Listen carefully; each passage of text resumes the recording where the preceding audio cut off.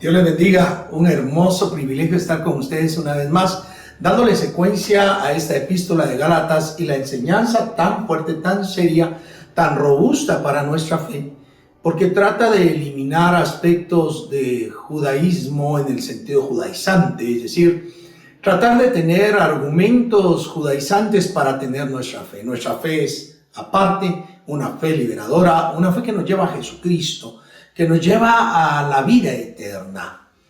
Y la última reunión que tuvimos, hablamos un tema serio, y es que verdaderamente la verdad no debe por qué lastimar, resentir, ofender a ninguna persona.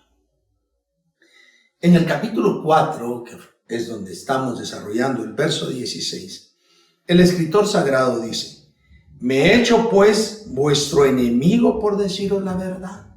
Sí, ¿cómo va a ser posible?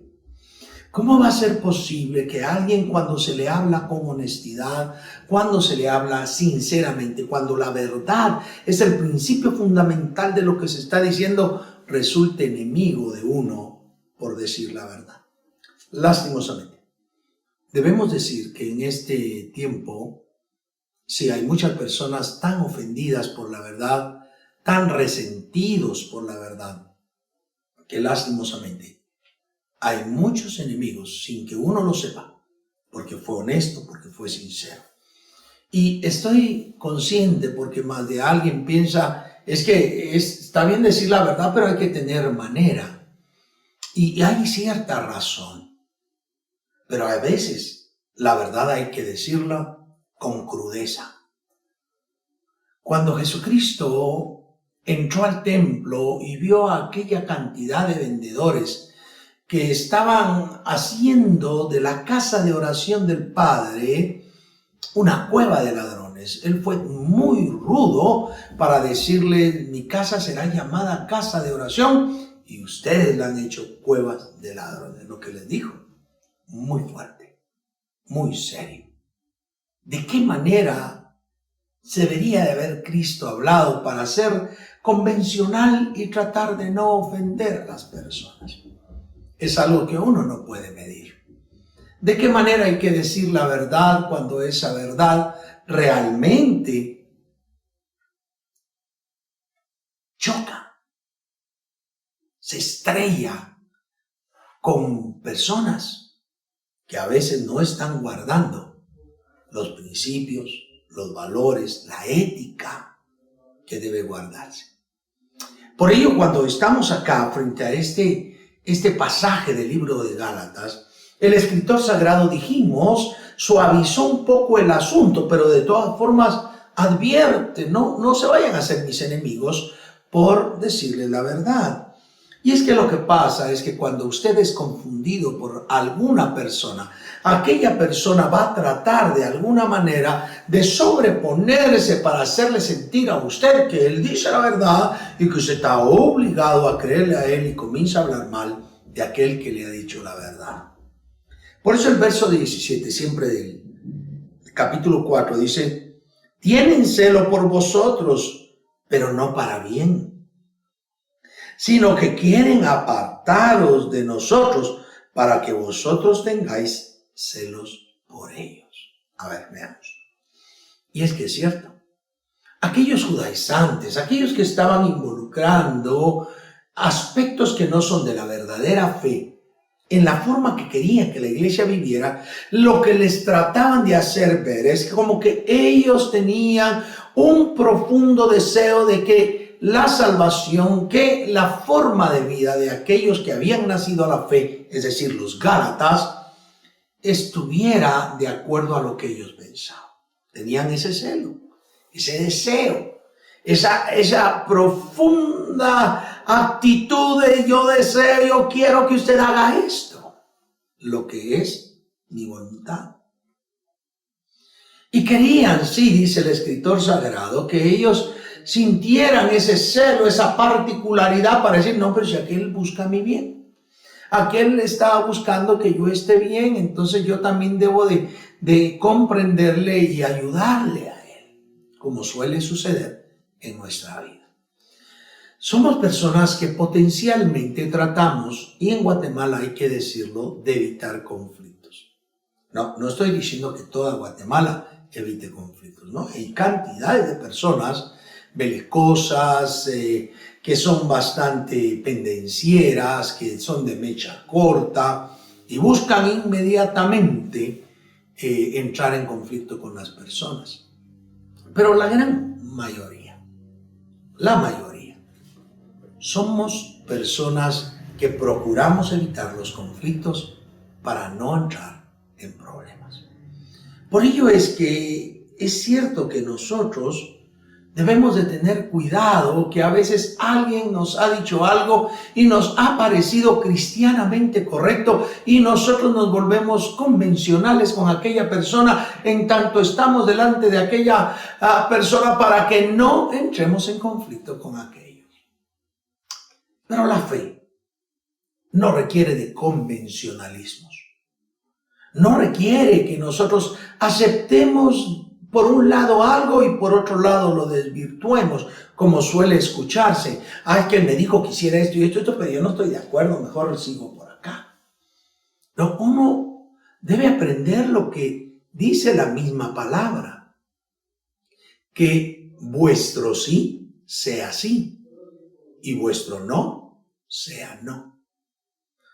No necesito yo tratar de rebuscar y darle vuelta o procurar quedar bien con la persona y no responderle directamente, sino debo procurar, sí, de alguna manera hacerle ver que yo hablo con la verdad y que aunque choque con lo que él me está diciendo o ella me está diciendo, mi intención no es ofenderles, sino más bien hacer prevalecer la verdad. Tanto como cuando nos lo dicen o cuando nosotros lo decimos. Deberíamos de estar fundamentando nuestra acción en la verdad. Verso 18 dice, bueno es mostrar celo en lo bueno siempre, y no solamente cuando estoy presente con vosotros. A ver, en lo bueno debemos de ser celosos siempre.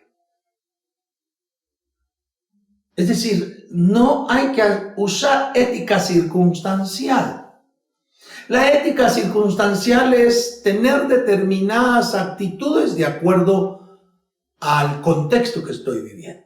Por ejemplo, en la congregación cuando entramos, todos parecería que nos revestimos de santidad y vamos a adorar a Dios, nuestra forma de hablar, nuestra forma de decir, nuestra forma de vestir. A veces nos muestra como personas dulces, como personas buenas, bondadosas, amorosas, etc.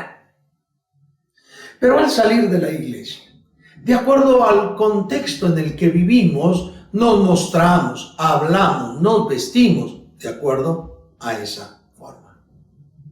Y el escritor sagrado les dice, no, está bien, mostremos celo, pero hagamos un celo siempre y no solo cuando yo estoy presente. Es decir, no muestren ustedes que son de la iglesia de la fe solo cuando yo llego.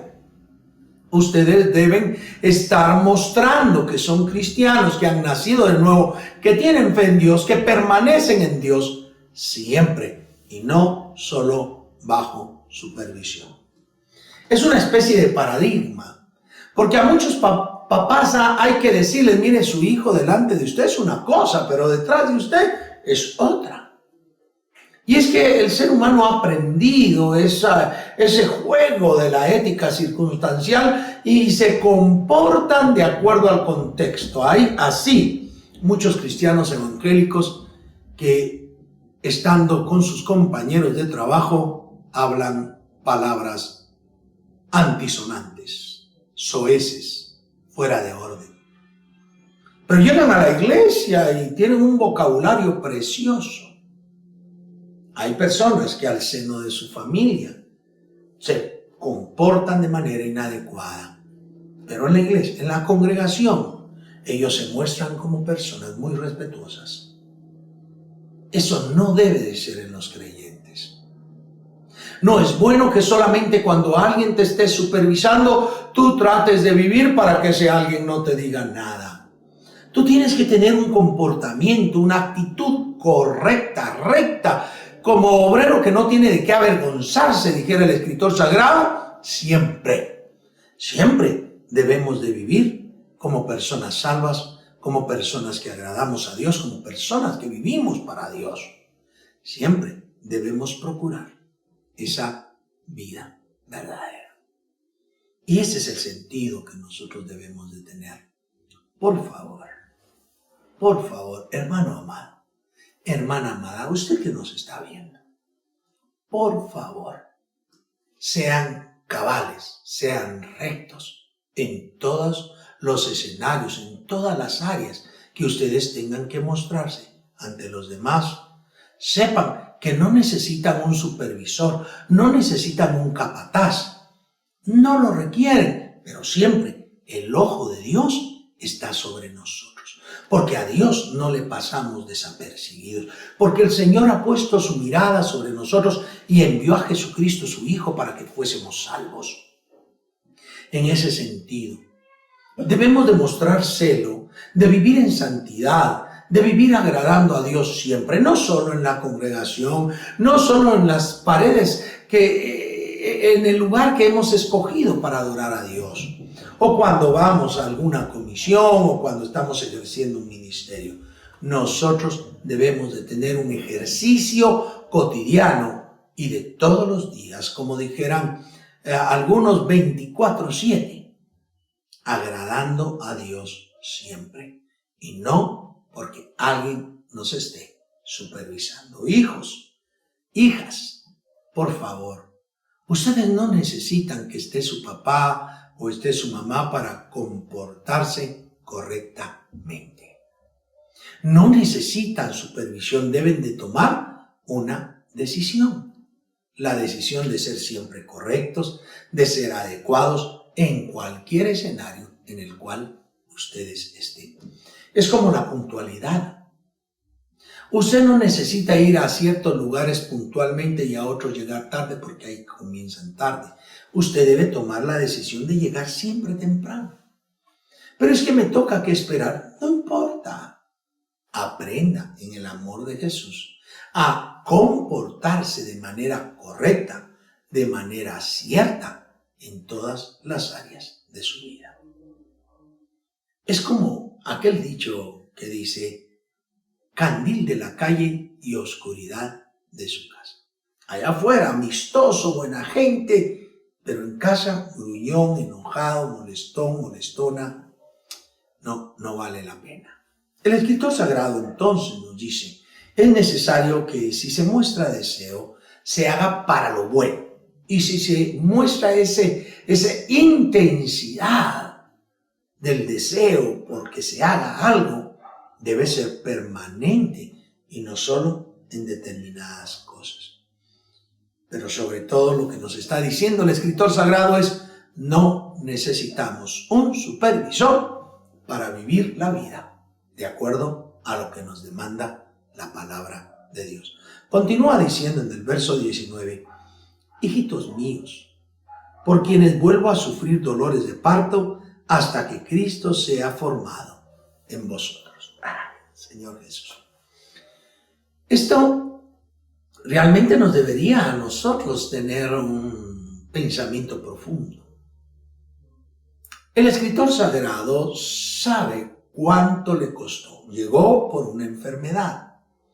¿Cuánto le costó trasladar el mensaje del Evangelio, el mensaje de Jesucristo a aquellas iglesias en Gálatas? Él estaba deseoso de trasladar el mensaje del Señor. Pero como estaba con enfermedad, le costó, tuvo limitaciones, él tuvo que trabajar, esforzarse para trasladar el mensaje de salvación a aquellas personas. Pero ahora se estaban desviando, estaban tomando un derrotero, un camino no adecuado. Estaban yéndose hacia aspectos que no son de la fe, a ritos que la fe no exige, a buscar, en cierta manera, introducir a su forma de fe algunos aspectos que no son de la fe. Y por eso le dice, por quienes vuelvo a sentir dolores de parto. Porque en aquel esfuerzo, en aquel trabajo, para que en ellos Cristo creciera, para que Cristo fuera reconocido por ellos, hubo sufrimiento. Y es que de cualquiera mujer y nosotros mismos los hombres podemos atestiguar lo duro, lo difícil que es el momento del parto. Hay grandes dolores, grande aflicción, tanto que podemos decir que la mujer está exponiendo su vida para dar vida. Pero en ese uso metafórico del parto, él habla de que Cristo sea formado en ellos. Y es que la verdad, qué triste es ver a personas que dicen haber conocido a Jesús y andar viviendo como que no conocieran a Jesús. Y siendo que una meta primordial en el momento de conseguir que alguien se acerque a Jesucristo, que reconozca su estado espiritual, que reconozca la necesidad que tiene, un elemento primario es llevarlo a que dé testimonio de haber sido transformado, de haber nacido de nuevo en esa fe por Jesucristo. Pero si ya la persona aparentemente ha nacido de nuevo, ha confesado a Jesús y comienza a torcerse, cuán difícil es hacerlo que de nuevo vuelva al mensaje original, a la comprensión original del Evangelio. Porque usted mismo puede afirmar, cuando hay personas que han sido cristianas evangélicas y se deslindan de la gracia para ir y hacer una vida diferente, a estas personas cuesta muchísimo más trasladarle el mensaje porque ellos creen saber, ellos creen justificarse, pero la verdad es que no saben ni se justifican. Pero eso provoca dolor. Ver personas que aparentemente habían nacido de nuevo, hablando de manera impropia, comportándose inadecuadamente, tomando vicios, tomando situaciones pecaminosas, es muy duro. Y por eso es que dice acá, por quienes vuelvo a sentir dolores de parto hasta que Cristo sea formado en vosotros. Porque al final de cuentas, el deseo del discipulado, el deseo de predicar el Evangelio y enseñarle a las personas a seguir a Jesucristo, es que aquellas personas hagan que dentro de ellos se forme Jesucristo. Pues nosotros hemos sido elegidos, escogidos de parte de Dios, para ser hechos conforme a la imagen de nuestro Señor Jesucristo. Entonces, el mensaje del Evangelio, el mensaje de salvación, el mensaje de vida eterna va a provocar en la persona, en el individuo, en aquel que se acerca a Dios, una transformación, como está escrito en Juan 3, que el que no naciere de nuevo, el que no naciere de agua y de espíritu, no puede ver el reino de los cielos, no estará capacitado para el reino de los cielos. Pero aquel que nace de nuevo, aquel que crece a la salvación en Cristo Jesús, ese está habilitado, capacitado para el reino de los cielos. Y entonces por eso el escritor sagrado les está diciendo, me está doliendo el hecho que tenga que volverles a explicar el Evangelio, porque lo que deseo es que Cristo sea formado en ustedes, que Cristo esté en ustedes y dándole esa forma nosotros podamos encontrarnos en la salvación que Cristo da.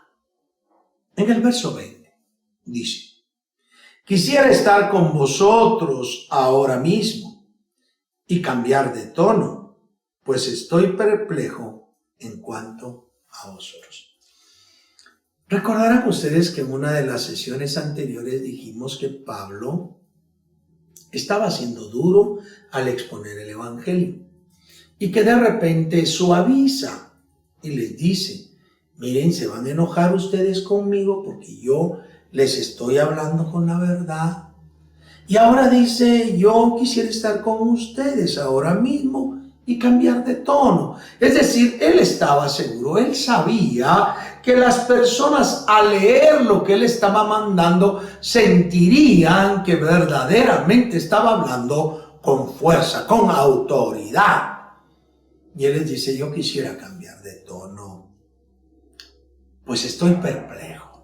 Realmente es que he tenido que hablar así de fuerte lo que está tratando de decirnos, porque me ha dejado perplejo, sin sentido, sin orientación, no sé entender cómo está pasando esto en ustedes y qué es lo que está pasando en ustedes, que están permitiendo que la fe sea transformada en cosas que no son la fe. Que la fe admita cosas que no tienen nada que ver con la fe. Estoy perplejo, estoy confuso, no entiendo qué es lo que les ha llevado a ustedes a desechar el mensaje de Cristo. Entonces la verdad es que aunque él suavizó, lo que hay es un reconocimiento que lo fuerte, lo robusto de la palabra, la autoridad con la que él está hablando, está causando en ellos algún tipo de desazón, pero es verdad, no es mentira. Él está hablando con la verdad y está indicándoles que es lastimoso que no puedan estar de frente, porque dicho sea de paso, cuando tenemos frente a las personas, nosotros podemos darnos cuenta la retroalimentación que la persona nos da. Ya sea asintiendo con la cabeza, diciendo si tiene razón, o negando con la cabeza que no está de acuerdo, o poniéndose a llorar, o poniendo a alabar a Dios por lo que se está predicando.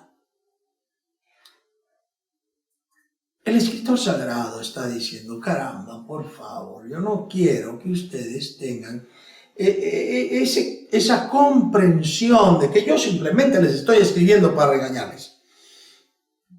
Pero debo hacerlo, porque es la verdad. Y quiero que no se hagan enemigos míos. Yo no quiero decirles esto para que ustedes sean enemigos míos, se los quiero decir porque tengo celo de ustedes, pero un celo que trasciende simplemente al deseo. Lo que quiero es que ustedes disfruten la verdadera libertad que tenemos en Cristo Jesús. Y esa verdadera libertad, queridos hermanos y hermanas, es tan relevante y tan importante para nosotros los hijos de Dios, que debería de estar amarrada, vinculada de manera seria en nosotros. Entonces el escritor sagrado lo que está llevando es toda una secuencia para que entendamos que la dureza con la que está hablando es porque él también tiene deseo, tiene celos de que la iglesia del Señor Jesús esté en la verdad. Y entonces va a rebatir la actitud de aquellos judaizantes que dicen tener celo por la iglesia, pero para cosas malas. Pablo les está diciendo: yo les celo a ustedes, pero con el propósito de que ustedes estén bien, que estén en paz con Dios, que estén dentro de Dios. Y por eso, si estuviera presente, yo podría cambiar el tono en cuanto a ustedes. Y es que, queridos hermanos y hermanas, ¿cuántas veces? Y que me ha pasado a mí. Recuerdo una vez, una hermana que yo prediqué y estaba, como suelo hacerlo en la mayoría de casos, despidiendo a los hermanos y hermanas que se congregan. Y de repente sale esta hermana y me dice: a usted fulano de tal le dijo lo de mi pecado. Y yo le digo: mire, perdón hermana, pero la verdad es que no No, ni siquiera he hablado con el hermano. Ni siquiera he hablado. No he hablado con él. No, pero es que solo él sabía mi pecado. Pues mire, le digo yo, no es cierto. Dios le conoce. Y Dios sabe su pecado. Pero yo no prediqué por usted. Yo predico lo que Dios me permite prepararme para darle a la congregación. Imagínese usted, le digo yo, que yo preparara todo un sermón para una persona en la iglesia. Sería totalmente equivocado, sería un fracaso. Pero cuando yo oro a Dios, cuando me someto a Dios, cuando dejo en el Señor la disponibilidad de que Él me guíe en la confección del sermón, yo no sé a quién le quiere hablar Dios, pero sé que su palabra no regresa vacía. Y eso es lo que está diciendo Pablo acá, en otras palabras. Yo he tratado con ustedes de hablarles de otra manera, pero no puedo. Quisiera estar ahí con ustedes, quisiera estar junto a ustedes, poder cambiar el tono para que no se oiga tan fuerte, tan ríspido, para que ustedes no se molesten, aunque yo les estoy diciendo la verdad, y no puede ser que ustedes se enojen conmigo por decirles la verdad. Y queridos hermanos, hermanas, amigos, amigas, la verdad no solo no nos debe dañar, sino debe validar la acción, la forma en la que nosotros vivimos. No necesitamos, queridos hermanos, estar tratando de infundir, de infusionar a la iglesia, a la expresión de fe, las diversas formas de fe que existen alrededor de nosotros. Mejor mantengamos nosotros una conducta completa, recta, cabal, de acuerdo a los principios, de acuerdo a los valores que en la Biblia encontramos. Y entonces, al guardar esos principios, al guardar esos valores, nosotros encontraremos que el celo que debemos de tener es para que nosotros, al comprender la palabra de Dios, no dejemos que ningún tipo de contaminación externa se meta a esa preciosa fe. Bien, espero que algo te haya dicho Dios. Espero que algo hayas aprendido. Y espero que tomes la decisión de caminar delante del Señor transparentemente en todas las áreas de tu vida. No importa si es en el templo, en la escuela, en el colegio, en la universidad, en el trabajo, en tu familia, no importa. Lo importante es que todos los días de tu vida tengas la actitud de honrar a Dios con tus actos, con tus hechos. Quiero orar por ustedes, permítanme hacerlo. Padre bendito, tu amor, tu misericordia y tu fidelidad sea sobre cada hermano y hermana que nos honran con su presencia, nuestros amigos y amigas. Llénales de ti, de tu amor y tu bendición, y permite, oh Dios Santo, que nosotros no añadamos, Señor, a la Escritura situaciones equivocadas porque alguien nos dice algo, sino que tengamos un deseo ferviente, un verdadero celo de hacer tu voluntad. Ayúdanos en eso. Ayúdanos a comprender tu mano extendiéndose para bendecirnos y a nosotros siendo humildes para ti. Señor, en el nombre poderoso de Cristo Jesús, bendigo a toda nuestra audiencia con tu paz, con tu amor y tu bendición. Te adoramos en el nombre poderoso de Jesús. Amén y amén. Bien, ha sido un hermoso privilegio. Espero que nos volvamos a ver y que sigamos explorando acá en Gálatas lo que la palabra del Señor nos enseña. Recuerden, nuestra fe no debe ser mezclada. Hay muchas cosas que parecen cristianas, pero no lo son. Tengan cuidado. Mejor basemos nuestra fe a la palabra de Dios. Ha sido un hermoso privilegio. Dios les bendiga. Dios les guarde. Hasta la próxima.